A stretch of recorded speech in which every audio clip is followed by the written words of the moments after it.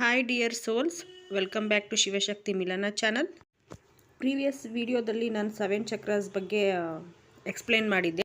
ಈ ವಿಡಿಯೋದಲ್ಲಿ ರೂಟ್ ಚಕ್ರದ ಬಗ್ಗೆ ನಾನು ಇನ್ ಡೀಟೇಲ್ ಆಗಿ ಎಕ್ಸ್ಪ್ಲೇನ್ ಮಾಡ್ತಾ ಇದ್ದೀನಿ. ಅದರ ಇರೋ ಬ್ಲಾಕೇಜಸ್ಸು ಹಾಗೆ ಅದನ್ನು ಹೇಗೆ ಹೀಲ್ ಮಾಡಬೇಕು, ಹೀಲ್ ಮಾಡೋಕ್ಕಿರೋ ಮೆಥಡ್ಸ್ ಪ್ರತಿಯೊಂದೂ ನಾನು ಈ ವಿಡಿಯೋದಲ್ಲಿ ಎಕ್ಸ್ಪ್ಲೇನ್ ಮಾಡಿದ್ದೀನಿ. ಈ ಚಕ್ರ ಬೇಸ್ ಆಫ್ ದಿ ಸ್ಪೈನಲ್ಲಿ ಇರುತ್ತೆ. ಹಾಗೆ ಇದು ರೆಡ್ ಕಲರಲ್ಲಿ ಇರುತ್ತೆ. ಇದ್ರದ್ದು ಬೀಜ್ ಮಂತ್ರ ಬಂದು ಲಮ್. ಫಸ್ಟು ಇದ್ರದ್ದು ಬ್ಲಾಕೇಜಸ್ನ ನಾವು ತಿಳ್ಕೊಳ್ಳೋಣ. ನಿಮಗೆ ತುಂಬ ಭಯ ಇದೆ. ಭಯ ಅಂದರೆ ಯಾವ ವಿಷಯದಲ್ಲಾದರೂ ಭಯ ಇರ್ಬೋದು. ಕೆಲವು ಜನಕ್ಕೆ ಯಾರನ್ನಾದರೂ ನೋಡಿದ್ರೆ ಭಯ ಇರ್ಬೋದು, ಅಥವಾ ಎಕ್ಸಾಮ್ಸ್ ಭಯ ಇರ್ಬೋದು, ಅಥವಾ ಫೋಬಿಯಾಸ್ ಇರ್ಬೋದು. ಕೆಲವು ಜನಕ್ಕೆ ಫೋಬಿಯಾಸ್ ಇರುತ್ತೆ, ಅಂದರೆ ಬ್ಲಡ್ ಫೋಬಿಯಾ ಇರುತ್ತೆ. ಬ್ಲಡ್ ನೋಡಿದ್ರೆ ಕೆಲವು ಜನ ತುಂಬ ಪ್ಯಾನಿಕ್ ಆಗಿ ಬಾಡಿ ಎಲ್ಲ ಫುಲ್ ಶೇಕ್ ಆಗಿ ಹೆದರ್ಕೊಂಡು ಬಿಡ್ತಾರೆ. ಆ ಥರ ಫೋಬಿಯಾ ಇರ್ಬೋದು. ಅಥವಾ ಕೆಲವು ಜನಕ್ಕೆ ಹೈಟ್ ನೋಡಿದರೆ ಭಯ ಆಗ್ತಿರುತ್ತೆ.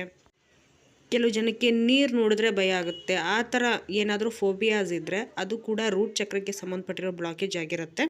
ಕೆಲವು ಜನಕ್ಕೆ ಯಾವುದಾದ್ರೂ ಪರ್ಟಿಕ್ಯುಲರ್ ಆಗಿ ಒಂದು ಪ್ರಾಣಿ ಆಗಿರ್ಬೋದು, ಅಥವಾ ಏನಾದರೂ ನೋಡಿದ್ರೆ ತುಂಬ ಭಯ ಪಡ್ತಾರೆ. ಕೆಲವು ಜನ ಹಾವಿನ ಹೆಸರು ಕೇಳಿದ್ರೇ ಫುಲ್ ಭಯ ಪಟ್ಕೊಳ್ಳೋಕೆ ಸ್ಟಾರ್ಟ್ ಮಾಡ್ತಾರೆ. ಆ ಥರ ಒಟ್ಟಿನಲ್ಲಿ ಭಯಕ್ಕೆ ಸಂಬಂಧಪಟ್ಟಿರೋದೇನೇ ಇರಲಿ, ಅದು ರೂಟ್ ಚಕ್ರದ್ದು ಬ್ಲಾಕೇಜ್ ಆಗಿರುತ್ತೆ. ಹಾಗೆ ನೀವು ತುಂಬ ಲೇಝಿ ಆಗಿದ್ದರೆ, ಯಾವ ಕೆಲಸದಲ್ಲೂ ನಿಮಗೆ ಇಂಟ್ರೆಸ್ಟ್ ಇಲ್ಲ, ಬರೀ ನಿದ್ದೆ ಮಾಡಬೇಕು, ಮಲ್ಕೋಬೇಕು, ಟಿ ವಿ ನೋಡಬೇಕು, ಮೊಬೈಲ್ ನೋಡಬೇಕು, ಈ ಥರ ತುಂಬ ಲೇಝಿಯಾಗಿ ನೀವೇನಾದರೂ ಇದ್ದರೆ ಅದು ಕೂಡ ರೂಟ್ ಚಕ್ರದ್ದೇ ಬ್ಲಾಕೇಜ್ ಆಗಿರುತ್ತೆ. ಹಾಗೆ ಆಂಗ್ಸೈಟಿ ಇದ್ದರೆ ಕೂಡ ಅದು ರೂಟ್ ಚಕ್ರ ಬ್ಲಾಕೇಜ್ ಆಗಿರುತ್ತೆ. ಆಂಗ್ಸೈಟಿ ಬರೋದು ಭಯದಿಂದ. ಆಂಗ್ಸೈಟಿ ಅಂದರೆ ಆತಂಕ ಮತ್ತು ಭಯ ಎರಡೂ ಅವಳಿ ಜೋಳಿ ಅಂತಲೇ ನಾನು ಹೇಳೋಕ್ಕೆ ಇಷ್ಟಪಡ್ತೀನಿ. ಭಯದಿಂದನೇ ಆತಂಕ ಶುರುವಾಗೋದು.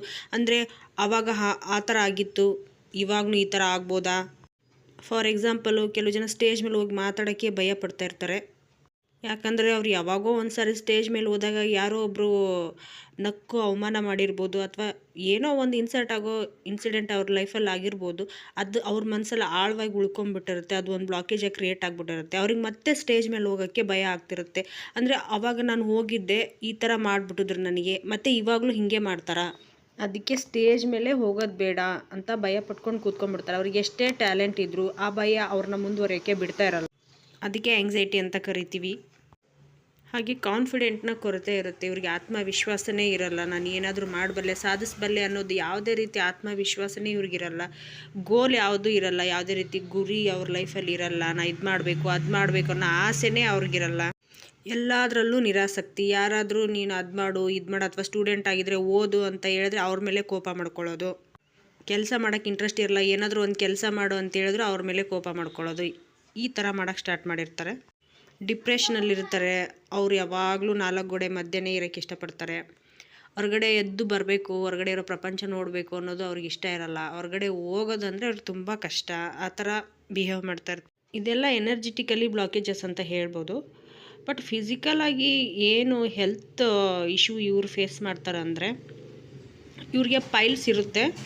ಪೈಲ್ಸು, ಪಿಸ್ತುಲ ಅಂದರೆ ಮೂಲವ್ಯಾಧಿ ಅಂತ ಹೇಳ್ತೀವಲ್ಲ, ಅದಿರುತ್ತೆ. ಮೊಣಕಾಲು ನೋವು, ಕಾಲು ನೋವು, ಪಾದ ನೋವು, ಮೋಷನ್ ಸರಿ ಆಗ್ತಿರೋದಿಲ್ಲ ಇವರಿಗೆ. ಇದರಲ್ಲಿ ಯಾವುದಾದ್ರೂ ಒಂದು ಇಶ್ಯೂನ ನೀವು ಫೇಸ್ ಮಾಡ್ತಾಯಿದ್ರು, ಅಥವಾ ಎಲ್ಲ ಇಶ್ಯೂನ ಫೇಸ್ ಮಾಡ್ತಾಯಿದ್ರು, ಇದು ರೂಟ್ ಚಕ್ರದ್ದು ವೀಕ್ನೆಸ್ನ ತೋರಿಸ್ಕೊಡುತ್ತೆ. ಅದು ಸ್ಟ್ರೆಂತಲ್ಲಿ ಇರಲ್ಲ ರೂಟ್ ಚಕ್ರ. ಅದಕ್ಕೋಸ್ಕರ ಈ ಇಶ್ಯೂಸ್ನೆಲ್ಲ ನೀವು ಫೇಸ್ ಮಾಡ್ತಾ ಇರ್ತೀರ. ಸೊ ಇದೆಲ್ಲ ಬ್ಲಾಕೇಜಸ್ಸು. ಇದನ್ನೆಲ್ಲ ಯಾವ ರೀತಿ ನಾವು ಹೀಲ್ ಮಾಡ್ಕೊಳ್ಳೋದು ಅಂತ ನೋಡೋಣ.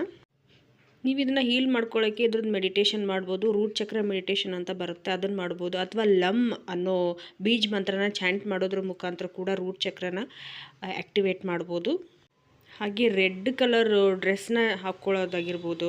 ಕ್ರಿಸ್ಟಲ್ಸ್ ಬರ್ತವೆ. ಕ್ರಿಸ್ಟಲ್ಸು, ಬ್ರಾಸ್ಲೆಟ್ ಬರುತ್ತೆ, ರಿಂಗ್ಸ್ ಬರುತ್ತೆ, ಪೆಂಡೆಂಟ್ಸ್ ಬರುತ್ತೆ. ಅವನ್ನೆಲ್ಲ ವೇರ್ ಮಾಡೋದ್ರಿಂದನೂ ಈ ಚಕ್ರಾಸ್ನ ಆ್ಯಕ್ಟಿವೇಟ್ ಮಾಡೋಕ್ಕೆ ಹೆಲ್ಪ್ ಮಾಡುತ್ತೆ. ಹಾಗೆ ಮೆಡಿಟೇಷನ್ ಮಾಡಬೇಕಾದ್ರೂ ಕೂಡ ಈ ರೂಟ್ ಚಕ್ರದ ಕ್ರಿಸ್ಟಲ್ ಬಂದು ರೆಡ್ ಜಾಸ್ಪರು. ನನ್ನ ಹತ್ರನೂ ಇದೆ ಅದು. ನಾನು ಬ್ರಾಸ್ಲೆಟ್ನ ಯೂಸ್ ಮಾಡ್ತಾ ಇದ್ದೀನಿ. ಅದನ್ನು ನಾನು ಹಾಕ್ಕೊಂಡ್ಮೇಲೆ ಒಳ್ಳೆ ರಿಸಲ್ಟ್ನ ನಾನು ನೋಡಿದ್ದೀನಿ. ಮೆಡಿಟೇಷನ್ ಮಾಡುವಾಗೂ ಕೂಡ ಅದನ್ನು ಕೈಯಲ್ಲಿ ಹಿಡ್ಕೊಂಡು ಮೆಡಿಟೇಷನ್ ಮಾಡ್ಬೋದು. ಅದು ಕೂಡ ಹೆಲ್ಪ್ ಮಾಡುತ್ತೆ.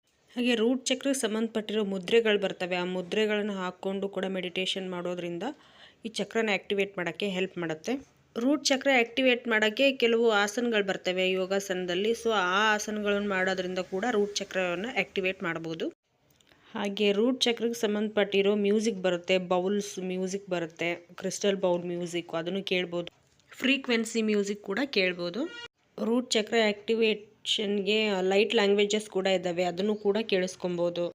ಹಾಗೆ ಫುಡ್ ವಿಚಾರಕ್ಕೆ ಬಂದರೆ ನೀವು ಜಂಕ್ ಫುಡ್ಸ್ನ ತಿನ್ನೋದು ಬಿಡಬೇಕಾಗುತ್ತೆ. ಈ ರೂಟ್ ಚಕ್ರ ಬ್ಲಾಕ್ ಇರೋರಿಗೆ ಜಂಕ್ ಫುಡ್ಸು ತುಂಬ ಇಷ್ಟ ಆಗುತ್ತೆ. ಆ ಫುಡ್ನೇ ಜಾಸ್ತಿ ತಿನ್ನಬೇಕು ಅನಿಸುತ್ತೆ. ಅದೆಲ್ಲ ಲೇಸಿನೆಸ್ಸನ್ನು ಇನ್ನೂ ಜಾಸ್ತಿ ಮಾಡುತ್ತೆ. ಸೊ ಅದಕ್ಕೋಸ್ಕರ ನೀವು ಫುಡ್ಡಲ್ಲಿ ತುಂಬ ವೆಜಿಟೇಬಲ್ಸು ಫ್ರೂಟ್ಸ್ನ ಆ್ಯಡ್ ಮಾಡ್ಕೊಳ್ಳೋದ್ರ ಜೊತೆಗೆ ನೀವು ರೂಟಲ್ಲಿ ಬೆಳೆದಿರೋ ತರಕಾರಿನ ತಿನ್ನಬೇಕಾಗತ್ತೆ. ಲೈಕ್ ಮೂಲಂಗಿ, ಕ್ಯಾರೆಟು, ಬೀಟ್ರೂಟು, ಆಲೂಗಡ್ಡೆ ಈ ಥರ ರೂಟಲ್ಲಿ ಬೆಳೆದಿರೋ ತರಕಾರಿಗಳನ್ನು ತಿಂದರೆ ರೂಟ್ ಚಕ್ರ ಆ್ಯಕ್ಟಿವೇಟ್ ಆಗುತ್ತೆ. ಹಾಗೆ ನೇಚರಲ್ಲಿ ನೀವು ಮಣ್ಣಿನ ಮೇಲೆ ನಡೆದಾಡಬೇಕು. ಇದು ರೂಟ್ ಚಕ್ರ ಬಂದು ಅರ್ತ್ ಚಕ್ರ ಆಗಿರೋದ್ರಿಂದ ನೀವು ಅರ್ತ್ಗೆ ಜಾಸ್ತಿ ಕನೆಕ್ಟ್ ಆಗಿರಬೇಕಾಗತ್ತೆ.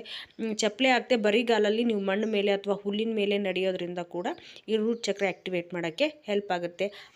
ಹಾಗೆ ಗಾರ್ಡನಿಂಗ್ ಮಾಡಬೇಕು, ಗಿಡಗಳಿಗೆ ನೀರು ಹಾಕಬೇಕು, ಗಿಡ ಮರಗಳನ್ನ ಹಗ್ ಮಾಡ್ಕೊಳ್ಳೋದಾಗಿರ್ಬೋದು, ಅವ್ರ ಜೊತೆ ಕನೆಕ್ಟೆಡ್ ಆಗಿರಬೇಕು. ಹೀಗೆ ರೂಟ್ ಚಕ್ರಕ್ಕೆ ಸಂಬಂಧಪಟ್ಟಿರೋ ಅಫರ್ಮೇಷನ್ ಕೂಡ ಹೇಳ್ಕೊಬೋದು. ನಾ ಎಲ್ಲ ಚಕ್ರಕ್ಕೆ ಸಂಬಂಧಪಟ್ಟಿರೋ ಅಫರ್ಮೇಷನ್ಗಳನ್ನು ವೀಡಿಯೋಸು ಅಪ್ಲೋಡ್ ಮಾಡಿದ್ದೀನಿ. ಅದನ್ನು ಬೇಕಿದ್ರೆ ನೀವು ಕೇಳಿಸ್ಕೊಂಡು ಹೀಲ್ ಮಾಡ್ಕೋಬೋದು. ಈ ಬ್ಲಾಕೇಜಸ್ ಎಲ್ಲ ಯಾಕಪ್ಪ ಕ್ರಿಯೇಟ್ ಆಯಿತು ಅಂದರೆ ಎಲ್ಲನೂ ನಮ್ಮ ಕರ್ಮದಿಂದನೇ ಆಗಿರುತ್ತೆ.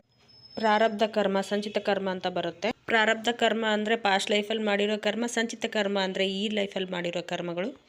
ಇನ್ನೂ ಒಂದು ಬೆಸ್ಟ್ ಮೆಥಡ್ ಏನಪ್ಪ ಅಂದರೆ ಮೂಲಾಧಾರ ಚಕ್ರದ ಅಧಿಪತಿ ಆಗಿರ್ತಕ್ಕಂಥ ಗಣೇಶ ಮಂತ್ರ ಹೇಳೋದ್ರಿಂದ ಕೂಡ ನಾವು ರೂಟ್ ಚಕ್ರನ ಆ್ಯಕ್ಟಿವೇಟ್ ಮಾಡ್ಬೋದು, ಕ್ಲೀನಪ್ ಮಾಡ್ಬೋದು. ಗಣೇಶ ಮಂತ್ರ ನಿಮ್ದು ಯಾವ್ದು ಗೊತ್ತಿದ್ರೂ ಅದನ್ನು ಹೇಳ್ಬೋದು. ಅಥವಾ ಓಂ ಗಂ ಗಣಪತೈ ನಮಃ ಈ ಮಂತ್ರನ ನೀವು ಎಷ್ಟು ಸಾರಿ ಚಾಂಟ್ ಮಾಡ್ತೀರೋ ಅಷ್ಟು ಒಳ್ಳೆಯದು. ಸೊ ಈ ಮಂತ್ರ ಚಾಂಟ್ ಮಾಡೋದ್ರಿಂದ ಕೂಡ ರೂಟ್ ಚಕ್ರನ ಆ್ಯಕ್ಟಿವೇಟ್ ಮಾಡ್ಬೋದು ಆ್ಯಂಡ್ ಬ್ಲಾಕೇಜಸ್ನ ಹೀಲ್ ಮಾಡ್ಬೋದು. ಸೊ ಇದೆಲ್ಲ ನನಗೆ ಗೊತ್ತಿರ್ತಕ್ಕಂಥ ಇನ್ಫಾರ್ಮೇಷನ್ನು, ಹಾಗೆ ನಾನು ಫಾಲೋ ಮಾಡೋವಂಥ ಮೆಥಡು ಕೂಡ.